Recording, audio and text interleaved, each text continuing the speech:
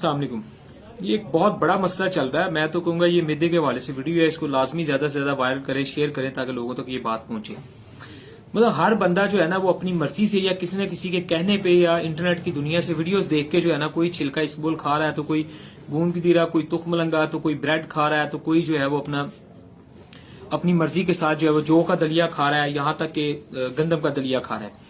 यानी कि ये खास तौर पे जौ का दलिया, गंदम का दलिया, छिलका इसबगोल, ये सारी चीजें बहुत जबरदस्त है। लेकिन ये खानी किसको चाहिए ये तो कम से कम पता होना चाहिए ना। अक्सर इलाज करने वाला मुआलिज जो है वो भी ये कह देता है जी आप इसको इस्तेमाल करें। ये चीजें उन लोगों को खानी चाहिए जिन लोगों के पेट में खुश्की से मुराद ये होती है कि उन्हें सख्त मोशन आता है। सारा मुश्क ही सारे का सारा मोशन ही ड्राई खुश्क होता है, रस्सी की तरह होता है, सख्त होता है और पेट में सख्त मोशन आने के साथ साथ गैसेज वगैरह भी बनती हैं। लेकिन उनके पेट में नरम मोशन नहीं होता, लेसदार मादे नहीं होते। ठीक है, उनके पेट में जो है वो इस तरह नहीं होता कि मतलब बाज लोगों को कब्ज होती है लेकिन शुरू में सख्त मोशन आता है, बाकी सारा मोशन नरम आता है, पेट में से बाकी सारा मवाद नरम निकलता है। लेकिन वो लोग भी इन चीजों के पीछे पड़े हुए।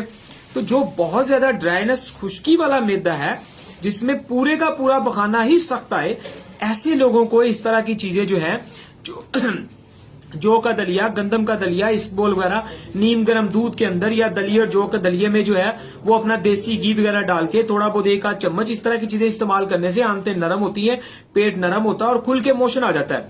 लेकिन खुदारा इस बात को जहन में रखें, जिस पेशेंट के मैदे में गैस बनती है, हवा बनती है, जिसका मैदा गैस हवा तजाबिये से फूला रहता है, वो ऐसी बहुत सारी चीजों से बचें। खशकाश, दूध का इस्तेमाल, छिलके का इस्तेमाल, गूंद तेरे का इस्तेमाल, जौ का दलिया, गंदम का दलिया, ब्रेड, इस तरह की ये बहुत सारी चीजें जो है वो इस्तेमाल ना करें।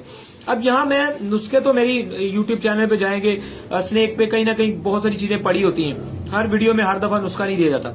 लेकिन मकसद ये है कि यहाँ आपने गजा की तरतीब को सेट करके कैसे मैदे को दुरुस्त करना है वो मैं ये बताना चाह रहा हूँ।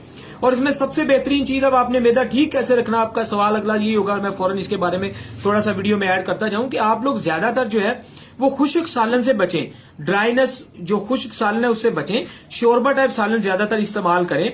अगर आप लोग बादी चीजें बनाते हैं तो उनके अंदर अदरक लहसन जो होता है, ये सुरख मिर्च नमक वगैरह ये थोड़ा तेज रखना होता है ताकि गर्मी हीट की ताकत से वो बादी चीजें पेट में जाके हजम हो जाए मसालों की पावर से।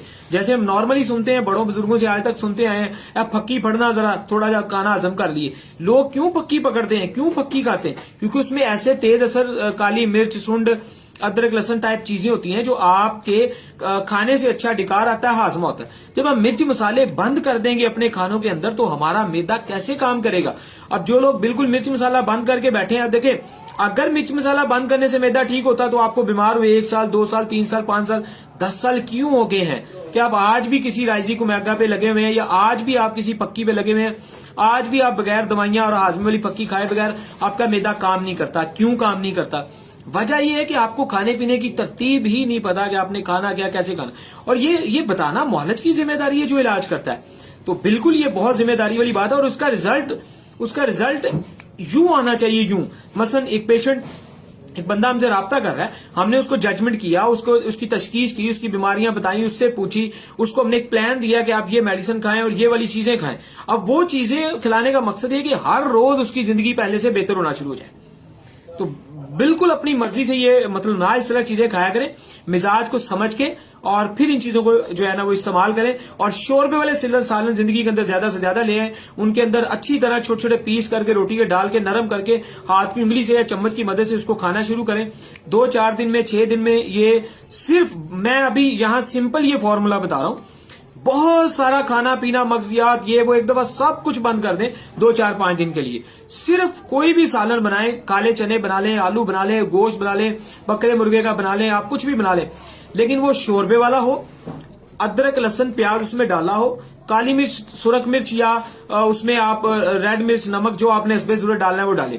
अच्छी तरह ग्राइंड करके बाकी के सारे मसाले डालेंगे ताकि वो पाउडर बन जाए और वो पेट के अंदर जा सके, जो भी अदरक लहसन डालें। और उन मसालों वाला जो शोरबा है उसको आप पीना शुरू करें, खाना शुरू करें, उसमें रोटी डबो के इस्तेमाल करना शुरू करें। इंशाअल्लाह ताला आप हमें दुआ में याद रखेंगे और मैदा बगैर जो है वो इलाज मुआवजे के बेहतर होना शुरू हो जाएगा।